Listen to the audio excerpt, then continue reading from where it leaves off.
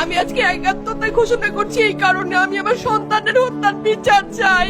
আমি বিচার চাই, আমি বিচার চাই। এই বিচার আপনাদের নিশ্চিত করতেই হবে। আমার সব সন্তানের কাছে আমার অনুরোধ, আপনারা আমার সন্তানের হত্যার বিচার করুন।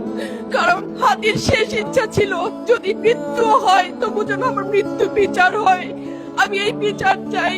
ইনসাফের বাংলাদেশ চাইলে যদি মৃত্যুবরণ করতে হয়, আর কত রক্ত দেবে আমাদের সন্তানেরা? আর সহ্য করার ক্ষমতা আমাদের নাই। আমাদের সন্তানদের বাঁচতে দিন। ইনসাফের বাংলাদেশ গায়েব হোক। আমরা আর সহ্য করতে পারি না।